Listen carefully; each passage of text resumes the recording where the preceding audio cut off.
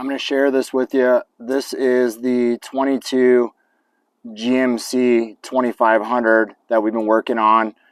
We finished it up. We've had a bunch of people ask, what do we do? Can you point some of the things out to us? Let us know. Kind of start here in the front on this. We color match. This is a AT4. So a lot of these parts started out black or silver. So this upper grill here, or upper bulge here on the grill, this was black. This was black around the frame here.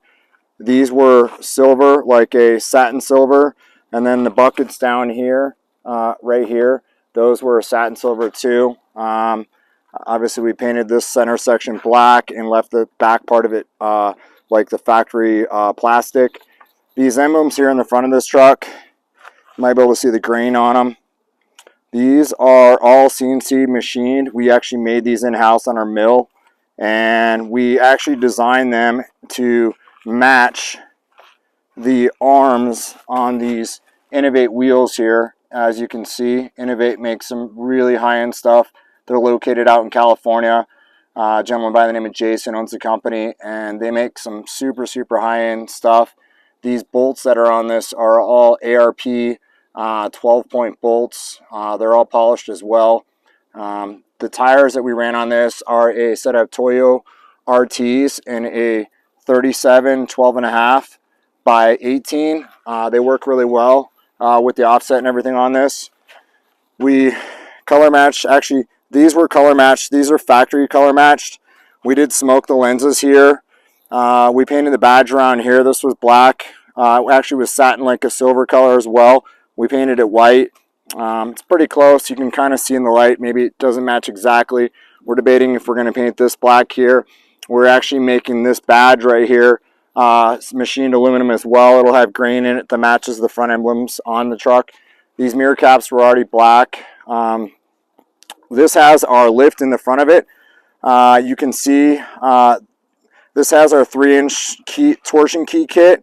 That's all it has on it, and it also has our inner fender liner pullback kit, which you can see here. The liner is pulled back, and then we've trimmed the back of the mud flap, the lower part of the mud flap off, and then trimmed it up here on this, and this is so it'll clear the edge of the tire at full steering lock. And you can see here we trimmed just this little piece off right here. It actually came down a little bit here and went across. You can actually see it actually laid across the frame right here and attached here. The reason we did that is when the tire is at full steering lock inward and backing up, it actually tries to peel the corner of this up on the outside wall of the tire from the tread. So we eliminated that. We ran Kings on this, Kings with reservoirs and adjusters.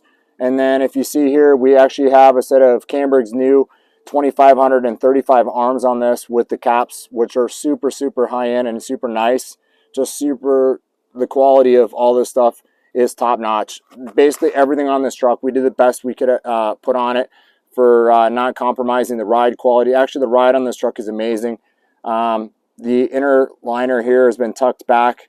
It has the factory pullback here on this end of it. We bent it back a little bit farther so it doesn't rub there at all. I know it looks close, but there's room there. We do the bracket that's actually back here that I was talking about is our bracket that pulls the fender liner back out of the way. It bolts back into the factory location. If you watch our previous video on this truck, it had a lower air dam on it that hung down underneath here in the front, and we took all the screws out of it and removed it and then trimmed the back of it so it looks clean and factory. We also do is trim this back here just a little bit. It came down on it straight down here where we trim it back on an angle there. And you can see how it looks, and it does look factory. Everything, like I say, we try to keep everything looking factory when we build it. This is without a doubt the nicest 2500 that we've built out of our shop. It really shows. I mean, the thing's like a piece of jewelry. It's definitely fancy. One of the other things as we work to the back here, these step buckets that are right here, these buckets are all normally black like this. This comes off of that. The whole bucket's been painted, and this pops back in, so when you stand on it, obviously you're not going to scratch it or whatever, and it adds a nice touch. It keeps you from drawing your eye to the side of the bed on the truck. It just keeps it super clean and simple. And then same with this other bucket here in the corner. It was all black. We painted that as well, and then popped the step back into it. So, and then finally, up under here, it has another set of Kings with adjusters. These are the Piggyback ones. So this is all one. It's not a, basically you can see it's attached to the bottom, so they call that a Piggyback rear shock on this. So hope you enjoyed the truck, and please, if you've got any questions on the truck or anything, we debadged everything on it, took all the emblems off of it. This did start off as an AT4.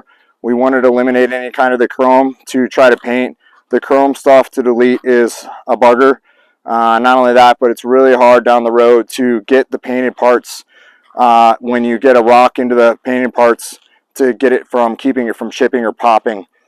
So we start with this platform because it makes it really easy for us to not have to worry about paint chipping and flaking off. So you can kind of see here, I'll just finish this up, and just how nice this truck is, and the stance on this truck, it's awesome. This truck, the height of it still fits in the parking garages and will still fit in a standard garage height garage.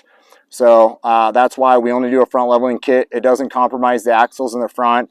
It aligns great, and it rides really, really nice. I mean, the thing drives like a Cadillac. So hope you enjoyed the video. If you have any questions, please reach out to us. Thanks again for watching.